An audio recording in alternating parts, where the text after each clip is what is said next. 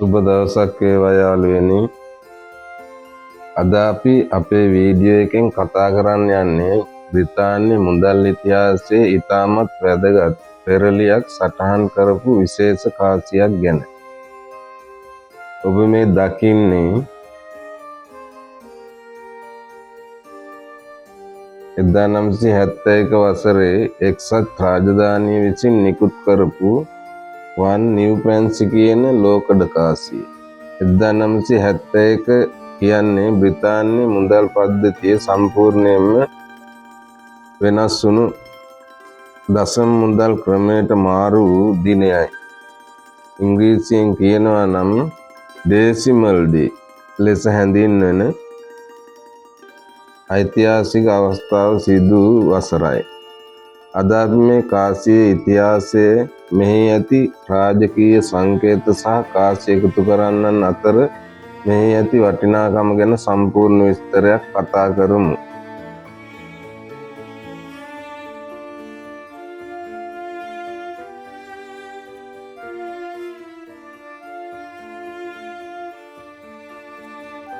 දැන් අපි කාසියේ ඉදිරි පසුපැත්තට හැරුණොත්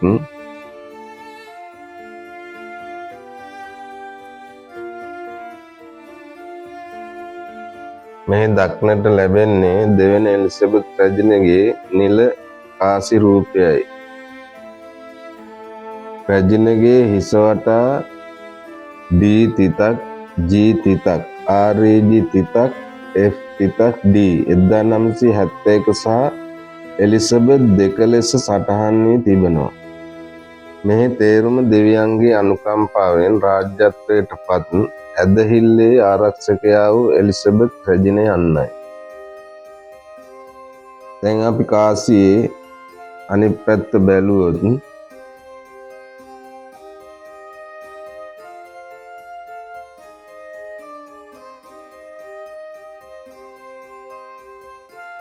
මේ නිව්පෙන්සි කියන පාඨය සහ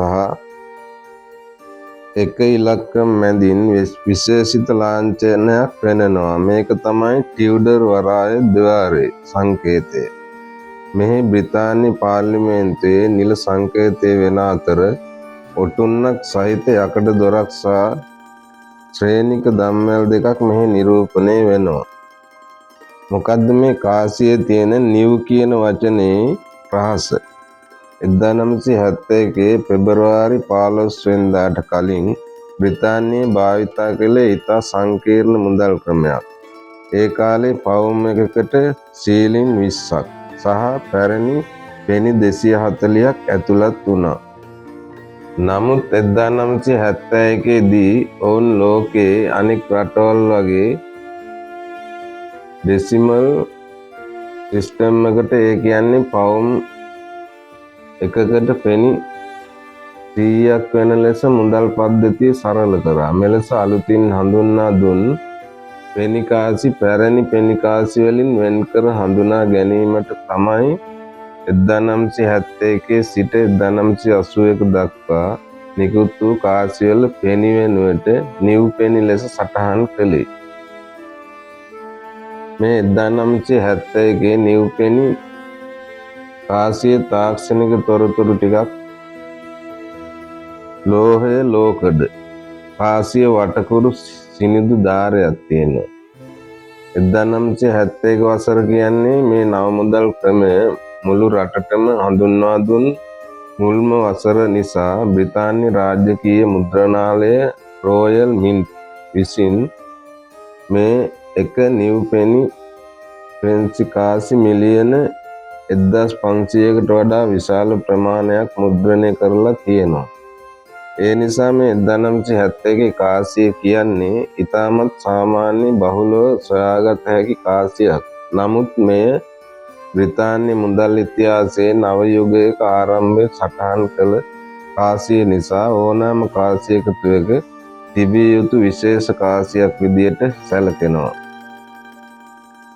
දැන් අපි බලමු මේ 1971 වන් නිව්පෙන්සි කාසියේ වටිනාකම කොහොමද කියලා.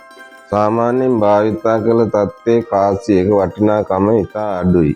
එය ඇමරිකානු ඩොලර් 750 සිට 1 දක්වා රුපියල් 150ත් 300ත් අතර අගයක් ගන්නවා. නමුත් කිසිදා භාවිතා නොකළ මුද්‍රණාලයෙන් සීරීම් නැති අලුත් තත්ත්වයේ පවතින කාසියක් නම් ඩොලර් 5 සිට 10 දක්වා හෝ ඊට වැඩි අගයකට එකතු කරන්නන් අතර අලෙවි විය හැකියි.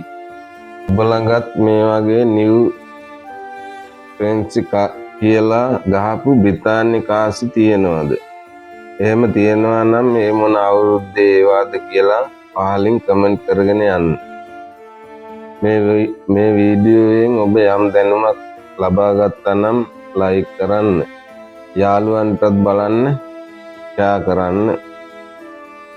මෙවැනි පැරණි කාසි සහ විදේශ මුදල් පිළිබඳ තොරතුරු ඉදිරියට දැනගන්න අපිත් එක්ක එකතු වෙන්න. ඊළඟ වීඩියෝවෙන් හමු වෙමු. ස්තුතියි.